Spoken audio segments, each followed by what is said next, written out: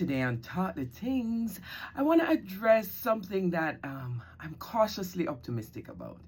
So, since Vibes Cartel came out of prison, he had the Freedom Street concert in Jamaica, and of course, tons of people and so on. But it's all well and good to be in Jamaica and successful.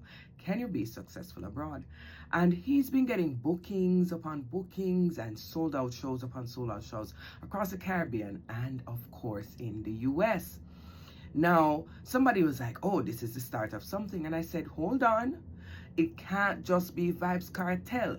For us to say that, let's say, reggae and dancehall is having a revival, we have to see this spread across multiple artists, not just one. Well, we have to look back a little bit at Buju Banton, because in 2024, when Buju did his tour, it actually was a very successful tour.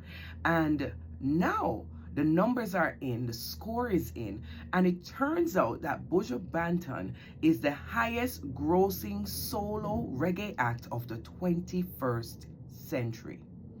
And how did they get there? Looking at his numbers. Buju played arena-sized audiences, and he did 2 shows in New York in particular that garnered $4.5 million.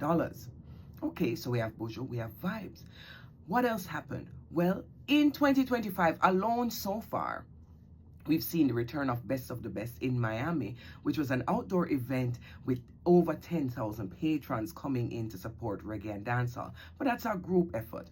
What about solo? Well, Beenie Man just did UBS Arena, and that arena holds about 19,000, and it was almost sold out. Bounty Killer has a plan to be at Barclays Center in July, and that's a 19,000 arena as well. And Alkaline, don't sleep on dancehall. Alkaline sold out the Wembley Arena earlier on, and that was 12,500 people.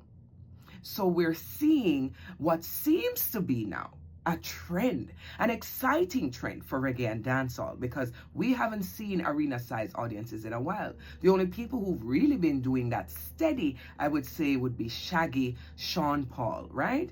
Now we have new people to it. So now we can call it a genre movement because we have more names in the game.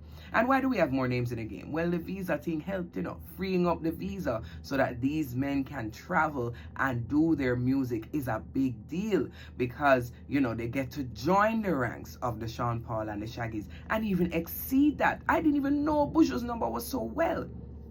Now, let's not get too excited, because I was getting a little bit excited. We have to talk about economic impact, and they're not there yet.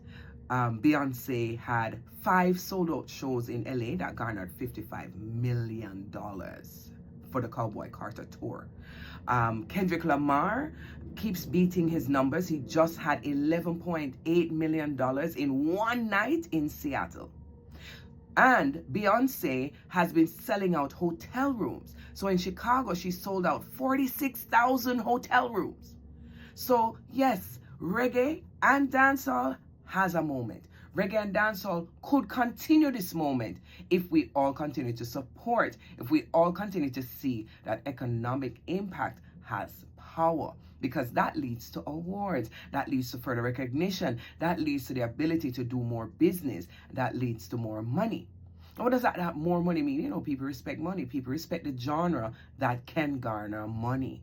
So reggae and dancehall, I'm calling on all the artists to wake up. This is an opportunity to build on, because it seems the people might be hungry for your content. It seems the people are interested, because to tell you the truth, they think everybody broke. So I am very impressed to see all these stadium acts happening. So we continue to watch it on Talk the Tings, right? By the way, don't think I missed the big move that was made when Vibes Cartel and Bounty Killer endorsed Beenie Man's show recently. Even though they're kind of on the fritz, yeah, it's a movement right now. It's a potential unit, yeah?